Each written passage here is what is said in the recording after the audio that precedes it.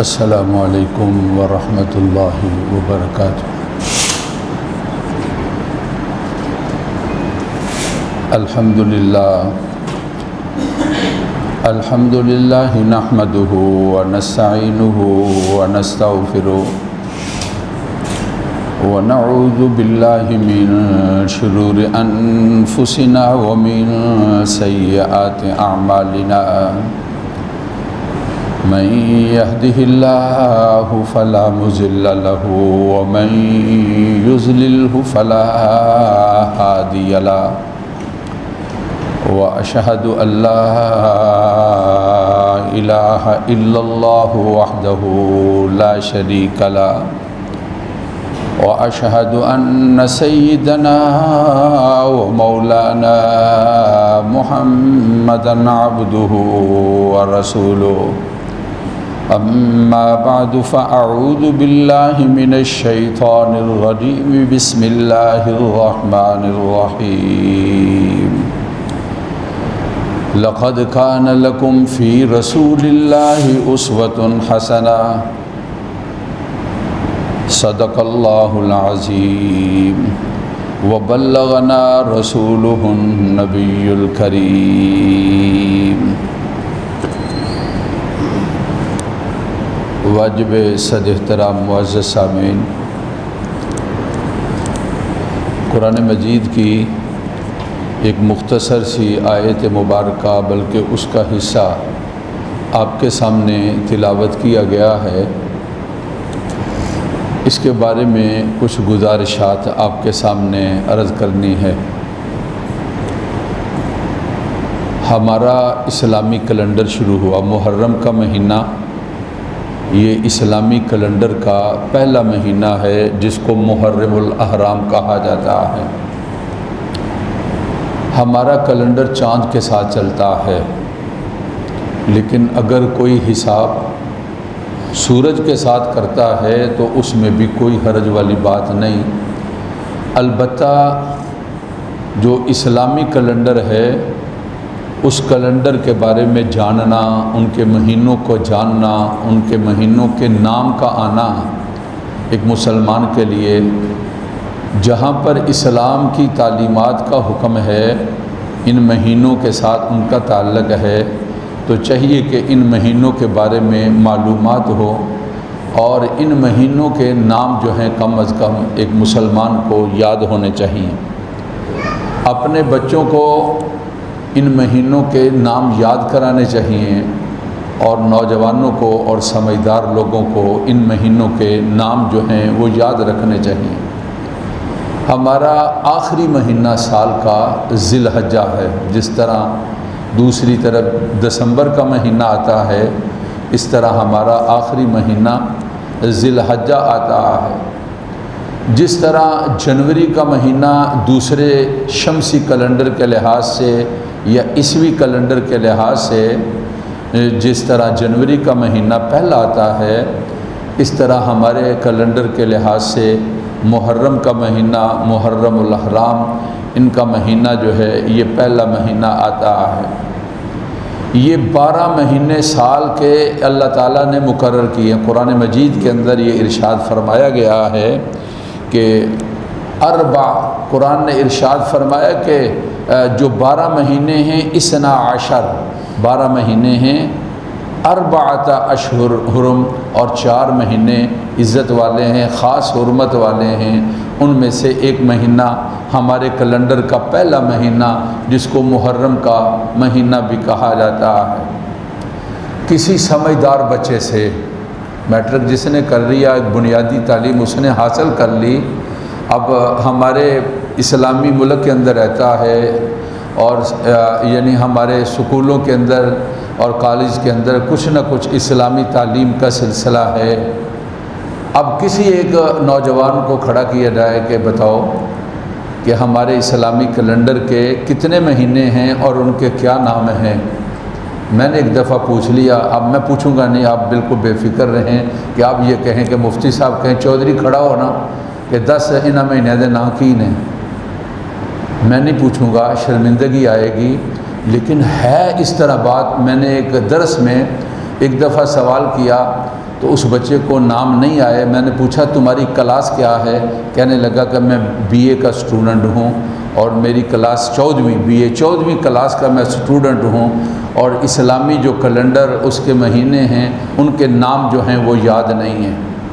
محرم پہلا مہینہ ہے، اور پھر اس کے بعد صفر مہینہ ہے، اور پھر اس کے بعد ربیع الاول مہینہ ہے، پھر اس کے بعد ربیع الثانی کا مہینہ ہے، پھر جمادی الاولیٰ ہے، پھر جمادی الثانی ہے، پھر 7واں مہینہ رجب ہے، اور 8واں مہینہ شعبان ہے، اور 9واں مہینہ رمضان المبارک ہے، اور پھر اس کے بعد 10واں مہینہ شوال ہے، اور پھر 11واں مہینہ ذی القعدہ ہے، اور 12واں مہینہ ذی الحجہ ہے۔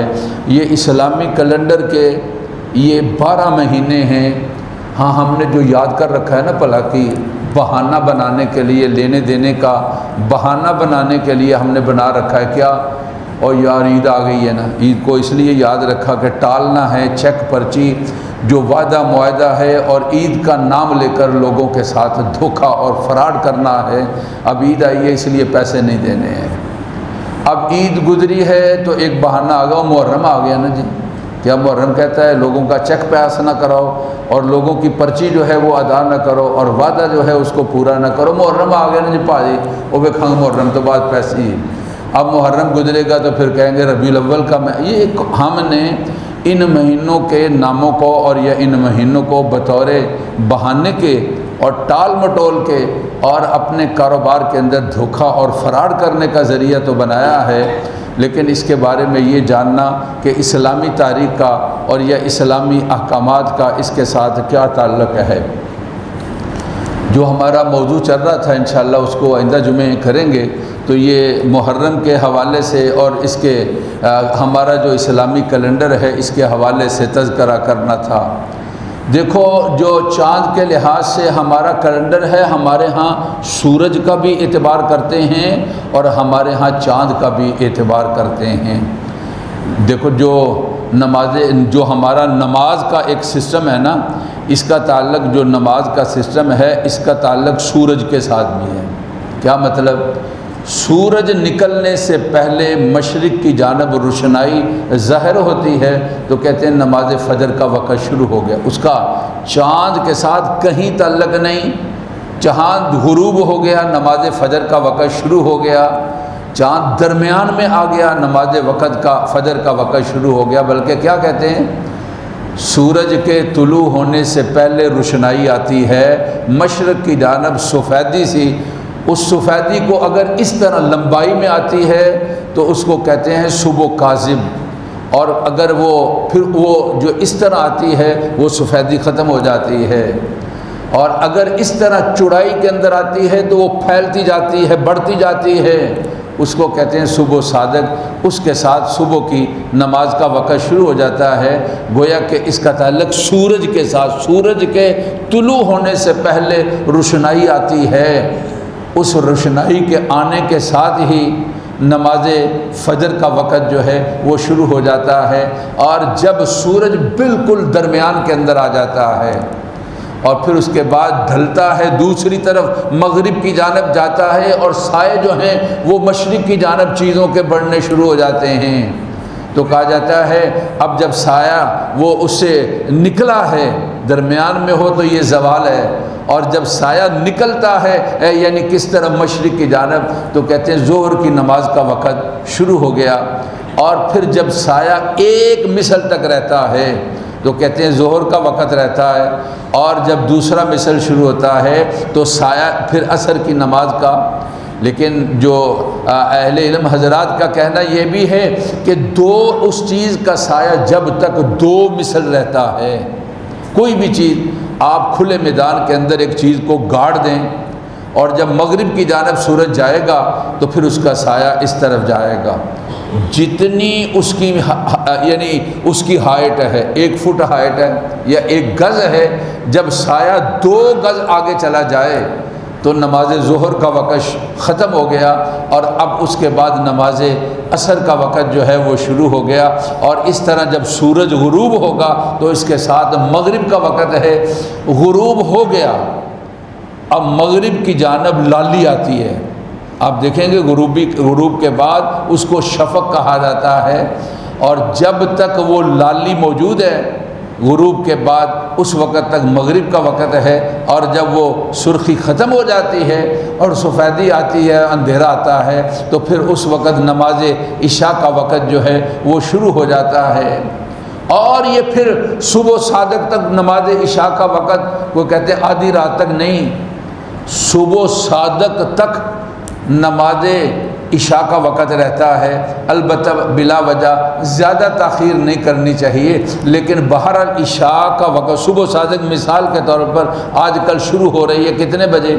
3:30 بجے، تو عشاء کا وقت اس وقت رہتا ہے، اور پھر اس کے بعد فجر کا وقت۔ میں نے کیا کہا، ہمارے جو روزہ ہے، اب روزہ کس وقت ختم ہوتا ہے؟ چاند نکلے تو روزہ ختم ہوگا؟ نہیں، سورج کے غروب ہونے کے ساتھ روزہ جو ہے وہ ختم ہو جائے گا، اور اس وقت کھانا پینا جو ہے وہ شروع ہو جائے گا۔ سورج کے نکلنے سے پہلے جب سفیدی آئے گی، مشرق کی جانب روشنائی آئے گی، تو یہ کہا جاتا ہے روزے کا وقت جو ہے وہ شروع ہو گیا، اب اس کے بعد کھانا اور پینا نہیں ہے۔ ہمارے بہت سارے احکامات ہیں جن کا تعلق سورج کے ساتھ بھی ہے، لیکن ہمارے بہت سارے احکامات ہیں جن کا تعلق جو ہے وہ چاند کے ساتھ بھی ہے۔ روزے ہم مہینہ پورا رکھتے ہیں، اس کا تعلق کس کے ساتھ ہے؟ ابھی عالم اسلام نے ایک بہت بڑا فریضہ ادا کیا جس کو حج کہتے ہیں۔ حج کا تعلق کس کے ساتھ ہے؟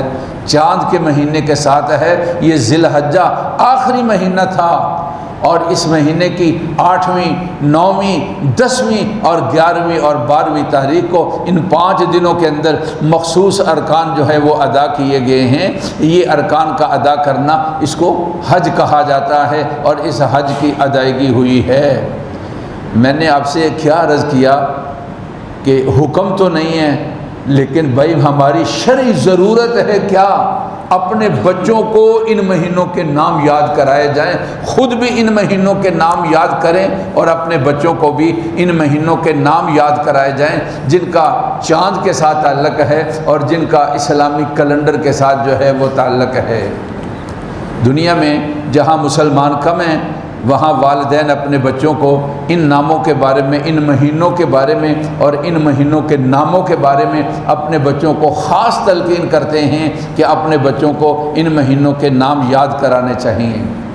ہمارے ہاں بھی جو چھوٹے بچے ہیں جن کو اسلامی تعلیمات سکھائی جاتی ہیں، اگر نہیں تو ان کو سکھانا چاہیے، اساتذہ کو چاہیے کہ بچوں کو شروع ہی سے یہ بتایا جائے کہ ہمارا کیلنڈر کہاں سے شروع ہوتا ہے۔ محرم کا مہینہ یہ پہلا ہے، اور حج کا مہینہ یہ آخری ہے۔ یہ 12 مہینے ان کا تعلق اسلامی کیلنڈر کے ساتھ ہے۔ اور پھر یہ اسلامی کیلنڈر کا سلسلہ شروع کیا جب نبی پاک صلی اللہ علیہ وسلم کی زندگی مبارکہ، ایک یہ تھا کہ آپ کی ولادت سے صلی اللہ علیہ وسلم جب آپ کی تشریف آوری ہوئی، وہیں سے اسلامی کیلنڈر کا سلسلہ شروع کیا جائے۔ اور یہ بھی ہو سکتا تھا کہ جب آپ صلی اللہ علیہ وسلم کو 40 سال کے بعد آپ کو اللہ تعالیٰ نے نبوت کے ساتھ نوازا، اور اللہ کا پہلا پیغام آیا کہ اقرا بسم ربک الذی خلق۔ آپ غار حرا میں تھے جبل نور پر، اور خدائی پیغام آیا اور وحی کا سلسلہ شروع ہوا، اور اللہ تعالیٰ کا حکم آپ کے لیے نافذ ہوا، اور آپ کا اس تاریخ سے، یعنی قرآن مجید کی تاریخ سے کیا کیا جاتا ہے؟ اسلامی کیلنڈر کا سلسلہ شروع کیا جاتا۔ پھر ایک بہت بڑا وقوع پیش آیا، کیا؟ نبوت کے 13 برس بعد نبی پاک صلی اللہ علیہ وسلم نے اپنے اللہ تعالیٰ کے حکم سے اپنے آبائی وطن کو، جس کو مکہ کہا جاتا ہے، جہاں پر اللہ کا گھر بیت اللہ ہے، اور جس کے قرب و جوار کے اندر وادییں ہیں جہاں پر حج کے ارکان کو ادا کیا جاتا ہے، اللہ تعالیٰ کا حکم آتا ہے اور آپ یہاں سے نکلیں اور اس وطن کو چھوڑ دیں۔ آپ نے ہجرت کی اور آپ وہاں سے مدینہ پاک پہنچے ہیں، اور پھر آپ صلی اللہ علیہ وسلم نے اپنی زندگی کی 10 بہاریں، 10 سال پھر رسول اللہ صلی اللہ علیہ وسلم نے مدینہ پاک کے اندر گزارے ہیں، اور اب مدینہ پاک کے اندر ہیں اور قیامت تک رہیں گے، اور اب پردہ فرما چکے اور اب وہاں پر موجود ہیں۔ مسجد نبوی کے ساتھ آپ استراحت فرما رہے ہیں، اور اللہ تعالیٰ دنیا کو جب ایک دفعہ ختم کر کے سب سے پہلے جس ہستی کو اس دنیا سے نکالیں گے اور اٹھائیں گے، اور جو ہستی باہر آئے گی وہ آقائے دو جہاں سرکار دو جہاں صلی اللہ علیہ وسلم کی ذات اقدس ہے۔ ریاض الجنہ میں مسجد نبوی کے ساتھ گنبد خضرا کے نیچے پاک پیغمبر صلی اللہ علیہ وسلم استراحت فرما رہے ہیں۔ تو آخر میں یہ طے ہوا کہ یہ ساری چیزیں ٹھیک ہیں، لیکن کیلنڈر کو ہجرت کے ساتھ شروع کر دیا جائے۔ تو پھر اسلامی کیلنڈر جو ہے وہ ہجرت کے ساتھ شروع ہوا۔ یہ جو اب سال چڑھا ہے یہ کتنا ہے؟ 1446واں، 1400 سال، پھر اس کے بعد 45 سال مکمل ہو گئے ہجرت، آپ صلی اللہ علیہ وسلم کی ہجرت کو 1445 سال مکمل ہو گئے، اور اب 46واں یہ سال شروع ہوا، اور یہ محرم کا مہینہ ہے اور ہمارے کیلنڈر کا یہ پہلا مہینہ ہے۔ اللہ تعالیٰ یہ سال ہمارے لیے خیریت والا بنائے۔ اسلامی تعلیمات کے اندر ہلا گلا نہیں ہے سال ختم ہو گیا، کیا یہ تماشا ہے دسمبر سال ختم ہو گیا تو ہلا گلا ہے؟ نہیں، اسلامی تعلیمات کے اندر ایک چیز کی تکمیل ہے اور ایک چیز کی ابتدا ہے، یعنی ایک سال ختم ہوا اور دوسرا سال شروع ہوا ہے۔ اپنے اللہ تعالیٰ سے پہلے سال کی طرف دیکھو کہ کیسا گزرا، کہیں کوتاہیاں ہیں تو اپنے اللہ سے عہد کرو کہ اے اللہ مجھ سے یہ غلطی یہ غلطی میں تیرے ساتھ عہد کرتا ہوں، مجھے تو آپ آئندہ محرم تک زندگی دے دے، میں اپنی ان غلطیوں کی اصلاح کروں گا اور اپنے آپ کو ان گناہوں سے اور تیری نافرمانیوں سے اور تیری غلطیوں سے میں اپنے آپ کو بچا لوں گا۔ میرے لیے اے اللہ، میرے بچوں کے لیے اے اللہ، میرے والدین کے لیے اے اللہ، میرے بہن بھائیوں کے لیے اے اللہ، میرے دوست احباب کے لیے اے اللہ، یہ آنے والا سال خیریت والا، عافیت والا، زندگی والا، راحتوں والا اے اللہ اپنے انعام والا میرے لیے اس سال کو بنا دیجیے۔ اسلامی تعلیمات یہ حکم ہے، ہلا گلا جو ہے اسلامی تعلیمات میں حکم نہیں ہے، اور نہ ہی اسلام اور نہ ہی نبی پاک صلی اللہ علیہ وسلم نے اس کے بارے میں ارشاد فرمایا ہے۔ اب محرم ہر مہینے کے کچھ نہ کچھ آداب اور کچھ نہ کچھ مسائل ہوں گے۔ رمضان المبارک کے احکامات ہیں، پھر اس کے بعد شوال ہے اس کے ہیں، پھر ذی القعدہ ذی الحجہ حج کے بارے میں معاملات شروع ہو جاتے ہیں، پھر رجب شعبان، اس طرح یہ محرم کا مہینہ اس کا ادب یہ ہے کہ اس کی 10ویں تاریخ کو روزہ رکھا جائے۔ پاک پیغمبر صلی اللہ علیہ وسلم نے محرم کی 10ویں تاریخ کا روزہ رکھا ہے، صرف ایک روزہ بھی جائز ہے۔ آپ صلی اللہ علیہ وسلم نے کہا مجھے اللہ نے مہلت دی، آئندہ سال میں 9ویں کا ساتھ ملاؤں گا یا 11ویں کا ساتھ ملاؤں گا، یہ بہتر اور اچھی اور عمدہ شکل ہے۔ جب آپ کی خواہش تھی، اس لیے کہ یہودی لوگ بھی 10 محرم کا روزہ رکھتے تھے، اس لیے رسول اللہ صلی اللہ علیہ وسلم نے یہ مختلف مواقع میں آپ نے دیگر لوگوں کی مخالفت کی تاکہ ان کی مشابہت سے اپنے کو نکالا جائے۔ اس لیے آج یہ کہا جاتا ہے ساتھ اگر کوئی رکھنا چاہتا ہے تو بڑا اجر اور ثواب ہے، اس کے ساتھ 9ویں کو اور اس کے ساتھ 11ویں کو ساتھ ملا لیا جائے۔ باقی محرم الاحرام کے بارے میں جو ایک بہت بڑا وقوع، 2 واقعے بہت بڑے اس مہینے کے اندر محرم کے اندر ہوئے ہیں۔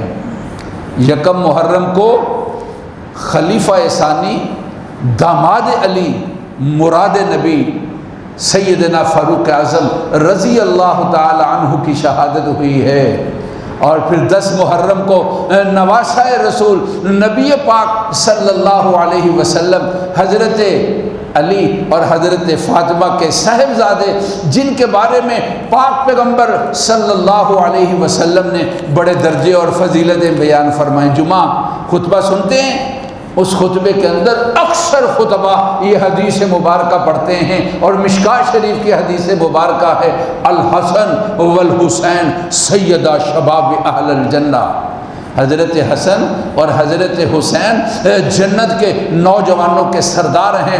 پاک پیغمبر صلی اللہ علیہ وسلم نے ارشاد فرمایا ایک موقع پر فرمایا ہما ریحان من الجنہ من الدنیا، یہ حسن اور حسین میرے لیے دنیا کا پھول ہے، ریحان پھول کو کہا جاتا ہے، اور ریحان اللہ تعالیٰ کی نعمت اور مہربانی کو بھی کہا جاتا ہے۔ تو گویا کہ آپ نے فرمایا اس دنیا کے اندر اللہ تعالیٰ کے میرے لیے اوپر جو انعامات ہیں ان میں سے ایک یہ ہے کہ اللہ نے 2 مجھے شہزادے دیے ہیں، ایک کا نام حسن ہے اور ایک کا نام حسین ہے، جن کو جنت میں نوجوانوں کا پاک پیغمبر صلی اللہ علیہ وسلم نے سردار ارشاد فرمایا ہے۔